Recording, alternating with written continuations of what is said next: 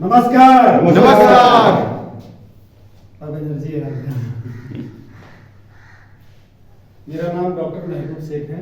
मैं झारखंड रामगढ़ का रहने वाला हूँ और लगभग 30 साल से मैं प्रैक्टिस कर रहा हूँ। कुछ विद्या हमारा नाना जी से मिला था। 3 साल की उम्र से मैं जड़ी बूटी कूट रहा हूँ। हमारा आज 49 साल हो गया। 46 साल से मैं जड़ी बूटी कूट रहा हूँ। नाड़ी विद्या हमारा नाना जी ने सिखाया था और बाकी जितनी भी डिग्रियाँ मैंने पढ़ाई की। एक चीज मैंने देखा, खुदा ने, इस परमेश्वर ने इंसान को दुनिया में भेजने से पहले उसका खाने का, पीने का, इलाज का सब कुछ इस दुनिया में भेजा है। बस हमको पहचानने की जरूरत है कि कौन सा औषधि हमारा बुखार के लिए होगा, जॉइंट पेन के लिए होगा, सर दर्द के लिए होगा। आज देखिए यूरोपियन कंट्री के जितने भी लोग हैं, साइंटिस्ट लोग हैं, वो हमारे हिंदुस्तान में एलोपैथ दवाइयाँ बेचते हैं और यहाँ से हर्बल खरीद करके वो लोग यहाँ से ले जाते हैं और फिर उसी को बना करके फिर इंडिया में बेचते हैं। ये कारोबार है और हम लोग के पास सब कुछ है, लेकिन हम लोग उसको ध्यान नहीं देते हैं। कुछ भी परेशानी होता है हम लोग तुरंत चले जाते हैं डॉक्टर के पास। थोड़ा सा सर्दी खांसी भी होता है, बुखार भी होता है, हमारा बॉडी में इतना स्टेमिना होता है कि 4 से 5 दिन में वो बुखार फिर से ठीक हो सकता है। लेकिन हम लोग समय नहीं देते हैं, तुरंत टैबलेट लिए खा लेते। उससे क्या होता है कि हमारा शरीर जो है धीरे धीरे अपना जो इम्यून सिस्टम होता है काम करने का, वो धीरे धीरे बंद कर देता है। जैसे अगर कोई बच्चा को कोई भी चीज का जरूरत है, उसका माँ पापा उसको देते चला जाए बचपन से लेकर जवानी तक, और उसके बाद एक बार उसको बोलिए कि तुम अपना कमाओ खाओ, लड़का सुसाइड कर लेगा। क्योंकि शुरू से ही उसको सिखाया नहीं आपने पैसा का इंपॉर्टेंस क्या होता है, पैसा कैसे कमाया जाता है। तो आप जैसा बोलेंगे वैसा काटेंगे। हम कुछ चीज शेयर करेंगे, यहाँ बहुत बड़ा लंबा चौड़ा हम लोग विश्लेषण नहीं करेंगे, शॉर्ट में कुछ हम जानकारी देंगे।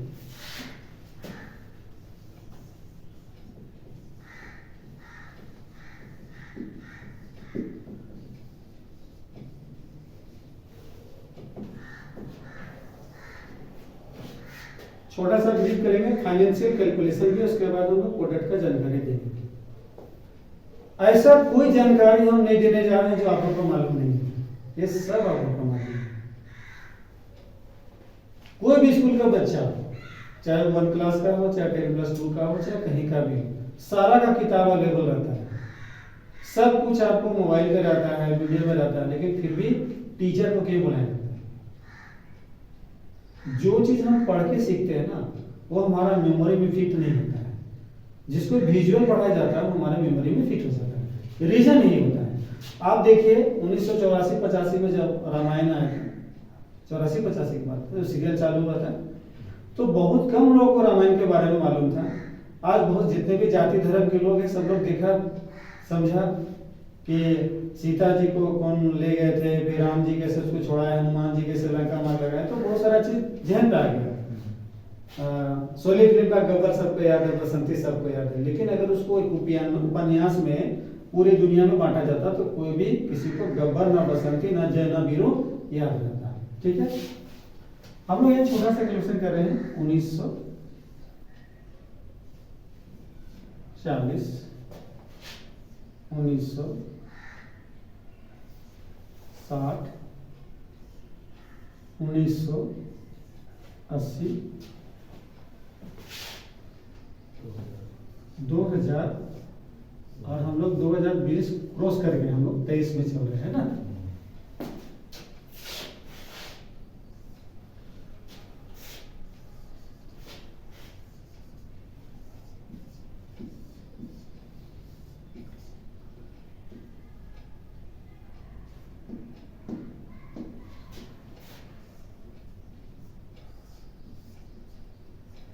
उन्नीस 1940 जो था हमारा दादा परदादा का समय था। उस समय क्या होता था, केवल 3 चीज का आवश्यकता होता था, ओनली फॉर 3 चीज। पहला क्या है सर? रोटी, कपड़ा, मकान। ये नहीं जानते थे हम लोग। इसके अलावा कुछ इसका इंतजाम का जरूरत था? नहीं था। ये 10 रुपया हम लोग को बहुत ज्यादा होता था, इसमें सिर्फ हम लोग पैसा बचा लेते थे। जो भी इंसान इस कैलकुलेशन को अपने जेहन में रख लेगा वही इंसान कामयाब होगा, नहीं तो रोजमर्रा का लाइफ में भटकते रहेगा। तो देखिए, जब 10 रुपया में पूरा जीवन का सामान का जरूरत पूरा होने के बाद भी लोगों के पास सेविंग होता था। क्यों? क्योंकि लोग ज्वाइंट फैमिली में रहते थे। किसी को बुखार लगता था तो पूरा खानदान का लोग आ जाता था और सबको देख करके लोग ऐसे ही ठीक हो जाता था। उस समय देखते थे कि दादी लोग अपना पोती को पोता को धूप में बैठा करके सिर में मालिश करता था, घंटों मालिश करता था धूप में, तो हेयर फॉल का प्रॉब्लम नहीं होता था, ब्रेन का प्रॉब्लम नहीं होता, नींद का परेशानी नहीं होता था। तो ये समय मोहब्बत का समय था, लोग प्यार मोहब्बत से मिलजुल के रहते थे। हर 20 साल में देखिए महंगाई कहाँ चला गया। ठीक आज ये 20 साल के बाद जो सामान हम लोग खरीदते थे पूरा महीने भर का खर्चा 10 रुपया में बढ़ के कितना हो गया? 100 रुपये। अब क्या हो गया कि पहले दादा परदादा बाप बेटा नाती पोता एक साथ रहते थे, अब परदादा खत्म हो गया, परदादा लोग अब किनारे हो गए, अब दादाजी से तक फैमिली यहाँ चल रहा है, परदादा वाला सब किनारे किनारे हो गए, फैमिली छोटा हो गया। यहाँ पर भी रोटी कपड़ा और मकान नहीं चलता था जनरली, दूसरा चीज का आवश्यकता का जरूरत नहीं पड़ा। अब हम लोग 20 साल और आते हैं 1980। ये तो हमको लगता है कि आप सब लोग को याद होगा, क्या कि उस समय हम लोग का जन्म हो गया था। 1000 रुपया, किसी को 1200 रुपया, किसी को 1500 रुपया, किसी को 800 700 रुपया, यही जनरली मिडिल क्लास फैमिली लोग का सैलरी था या इनकम था। उससे हम लोग अपना घर का खर्चा चला लेते थे। लेकिन तब तक कुछ चीज का विकास हो गया था, टीवी आ गया था, है ना, एसटीडी बूथ वाला आ गया था, बहुत सारा चीज आ गया था। अब क्या हो गया कि ये रोटी कपड़ा मकान से मान लीजिए आप 1000 रुपया कमाते थे, जिसमें से 20% हम लोग बीमारी में खर्च करते थे। कितना? बीमारी में, ठीक है, मात्र 20% बीमारी में खर्च होता था। ये इंपॉर्टेंट चीज है कि पहले कमाई का मैक्सिमम हिस्सा रोटी कपड़ा मकान में जाता था, मिनिमम पैसा बीमारी में जाता था, क्योंकि हमारे पास बहुत सारा लाइफ स्टाइल का चीज मौजूद नहीं था। ठीक है, अब हम लोग 20 साल और बाद जाते हैं सन 2000 में। ये तो हम लोग को बहुत अच्छे से याद है कि एवरेज लाइफ जीने के लिए मिनिमम 10,000 रुपया हम लोग को चाहिए होता था। एवरेज लाइफ, अच्छा लाइफ नहीं, एवरेज लाइफ। तो हम लोग का घर का खर्चा किसी तरह चलता था। उस समय तक बहुत सारा चीज डेवलप हो गया, कंप्यूटर आ गया, मोबाइल आ गया, बहुत सारा चीज आ गया। हम लोग विलासिता का चीज को इस्तेमाल ज्यादा करने लगे, घरेलू सामान को छोड़ने लगे। पहले हम लोग लकड़ी का चूल्हा बना के खाना बनाते थे, अभी हम लोग गैस का इस्तेमाल कर रहे हैं, हीटर का इस्तेमाल कर रहे हैं। तो उसमें जो भी चीज नुकसान वाला चीज है तो खाने का सामान के साथ साथ हम लोग खाता था। पहले हम लोग मट्टी का भाड़ा में बनाते थे, आज देखिए मट्टी का भाड़ा में जो हम लोग चाय पीते हैं उसका टेस्ट कैसा रहता है। लोग अभी लौट रहे हैं प्रकृति की तरफ, लोग ज्ञान जैसे से बढ़ रहा है, प्रकृति की ओर बढ़ रहे हैं हम लोग। आगे देखते हैं। अब 2020, जो व्यक्ति 1 लाख रुपया महीना मिनिमम नहीं कमाएगा तो फिर वो अपना एवरेज लाइफ नहीं जी पाएगा। अभी आप अपने साथियों से, दोस्तों से, पास पड़ोस के लोगों से पूछिएगा कि जो 2000 में सन 2000 में 10,000 कमाता था, क्या उसका सैलरी 2020 में 1 लाख रुपए हो गया है? नहीं हुआ सर। हाँ, गवर्नमेंट जॉब में कुछ हद तक बढ़ाया गया, कुछ हद तक बढ़ाया गया, लेकिन प्राइवेट जॉब में नहीं बढ़ाया गया। महंगाई तो बढ़ गया। अभी देखिए कुछ 2 साल पहले जब कोविड पूरे दुनिया में अतिक्रमण किया था, उस समय और अभी 2 साल में आपका टोटल सामान में हमको लगता है डबल 3 गुना का वृद्धि आ गई, और लोगों के पास में इनकम कुछ भी नहीं है। यहाँ जैसे जैसे हम लोग बढ़ते चले गए, यहाँ देखिए आपका 1960 में हम लोग यहाँ 1980 में इतना थे कि 20% बीमारी में खर्च होता था, यहाँ पे बढ़ करके आपका सन 2000 में 40% आ गया, और यहाँ पे आपका आ गया 70 to 80%। किसी भी नर्सिंग होम में आप चले जाइए, किसी भी स्पेशलिस्ट के पास चले जाइए, चाहे वो कैंसर का हो, डायबिटीज का हो, ज्वाइंट पेन का हो, या गायनी का कोई भी बीमारी का हो, वहां उस पेशेंट से पूछिए कि आपका कितना पैसा खर्च हुआ, और उससे पूछिए आपका इनकम कितना हुआ। घर का खर्चा चलाने के लिए 4000 5000 काफी है, लेकिन डॉक्टर के पास 10,000 20,000 1 लाख रुपए आदमी जमीन बेच के कर्जा लेकर के दे रहा है, लेकिन फिर भी इंसान ये बीमारी क्यों हो रहा है उस पर ध्यान नहीं दे रहा। हम लोग जो है अपना लाइफ स्टाइल को चेंज नहीं कर रहे। खाना को खाने में कम से कम 15 मिनट प्लस लगाना चाहिए टाइम, लेकिन बिजी शेड्यूल होने के कारण हम लोग खाना को खाते में निगल जाते हैं। 5 मिनट जो काम हमारा जो दांत करता है पचाने वाला, कि पहले उसको इतना चबा लेना ताकि हमारा आंत को इतना दिक्कत नहीं हो। हम कैटो को देखें कि हम अभी खाना मेरा परोसा हुआ, मेरा बगल वाला भी खा के उठ के चल दिए, तो 15 मिनट इंतजार नहीं कर सकते हैं। डॉक्टर के पास 1000 2000 3000 का फीस देंगे, गाड़ी बुक करेंगे, और दिन भर डॉक्टर के पास नंबर लगा के रखेंगे, और लाख रुपए उलझने के लिए भी तैयार हैं, वहां के लिए समय है। लेकिन मेरा शरीर बिना डॉक्टर का स्वस्थ कैसे रहे उसके लिए ध्यान है। और सच बता रहे मेरे दोस्तों, जो चीज प्रकृति ने अच्छा जीवन जीने के लिए, स्वास्थ्य जीवन जीने के लिए फ्री में मुहैया कराया है, वो चीज पे हम लोग ध्यान नहीं देते। पानी को कैसे पीना है, अगर आप स्वस्थ रहना चाहते हैं तो पानी पीने का तरीका सीख लीजिए। 70% आपका बीमारी ऐसे ठीक हो जाएगा। आज और अभी से आप लोग इस सिस्टम को अपनाइए।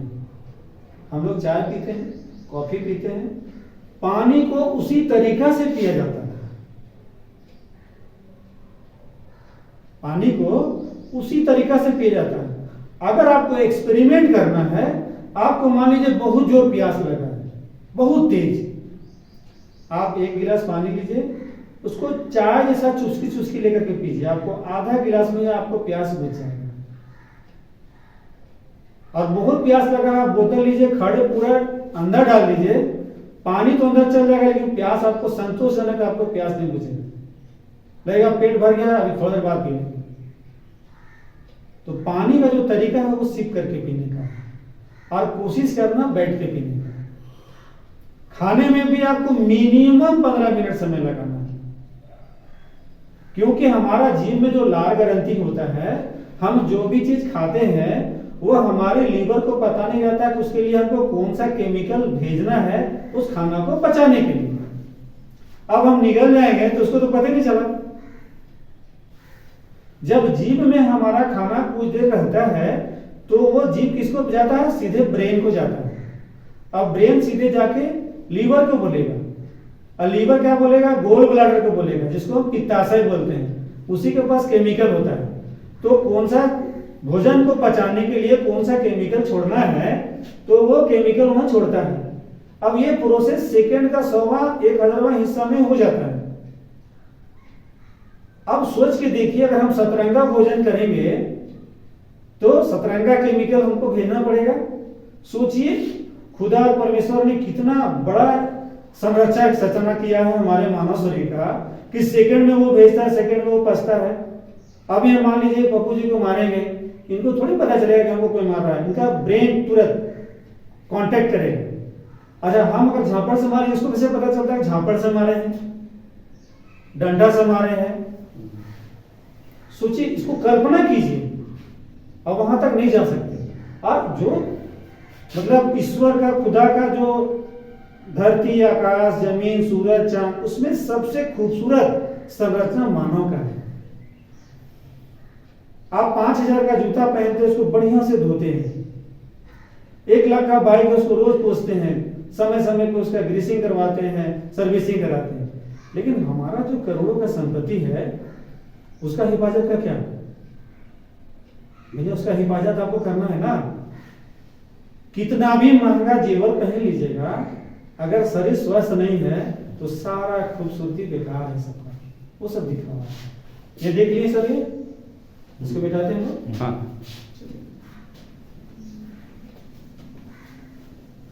बोलो। बोलो।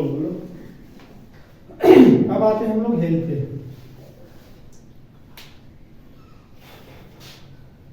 जब हम लोग बीमार नहीं पड़े उसके लिए अगर हम लोग काम करते हैं तो उसको क्या बोलते हैं? Wellness industry.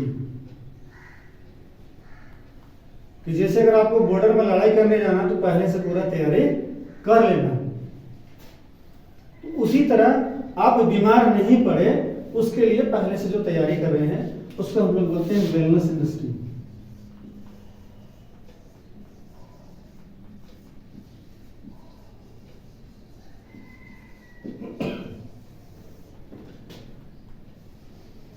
Hi fi India solution ने एक मिरेकल प्रोडक्ट बनाई है जिसका नाम है फिट फॉर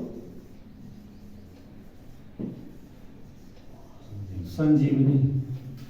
संजीवनी से नाम दिया है कि जब प्रभु श्री राम जी के जो भाई लक्ष्मण जी को बाण लगा था तो मूर्छित हो गए थे, तो हनुमान जी गए थे और वो संजीवनी बूटी लाए थे और उसको लगा कर उनको बचाया गया था। तो फिट रहने के लिए जो संजीवनी बूटी चाहिए वो कौन लेके आई है? हाई-फाई इंडिया, ठीक है ना। और इस प्रोडक्ट का जब ये डायरेक्ट सेलिंग में नहीं आई थी, मतलब मल्टी लेवल मार्केटिंग में जब ये प्रोडक्ट नहीं आई थी, लगभग 3 साल मैंने अपने क्लिनिक में लोगों को इसको बेचा है ट्रेडिशनली।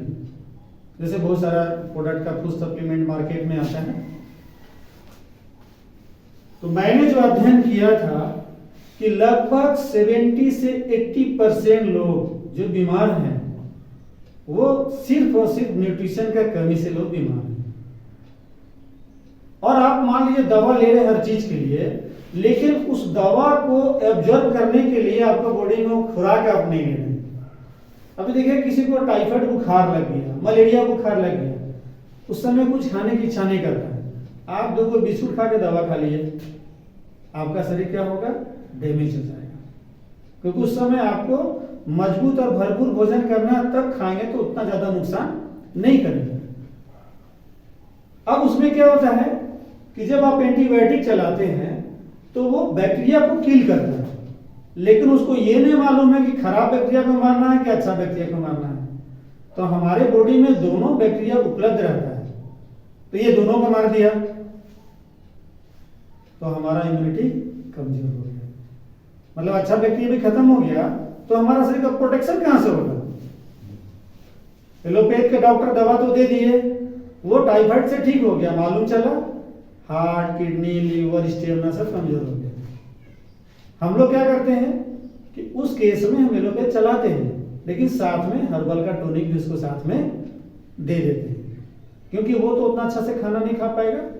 अभी क्या है, आपको अपना शरीर को स्वस्थ रहने के लिए 100% विटामिन, मिनरल, कैल्शियम, 7-8 तरह का विटामिन है, विटामिन ए, बी, सी, ई, के, B12, ऐसी करके बहुत सारा विटामिन है।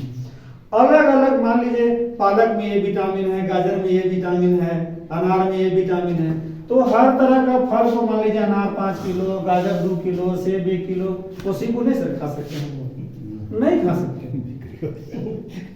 जो यहाँ का किंग मेकर होगा ना सर, उसके पास भी समय नहीं है, नहीं खा सकता, क्योंकि बेरोजगारी इतनी बढ़ चुकी है कि उसके पास समय नहीं काम करेगा तो जो भी जिंदगी जी रहा, खा पी रहा, वो भी नहीं खा पाएगा ठीक से।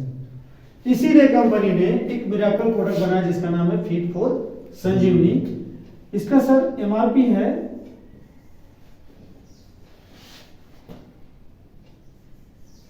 3,000 रुपये, ठीक है। इसमें आपका 60 कैप्सूल रहते हैं,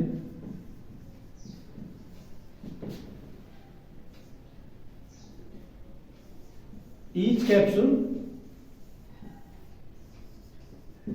500 mg के हैं। इसको बनाया कैसे गया है? दुनिया के ऐसे ऐसे फ्रूट जिसमें अच्छी क्वालिटी के विटामिन मिनरल पाए जाते हैं, उसमें लगभग 70% फ्रूट्स और 30%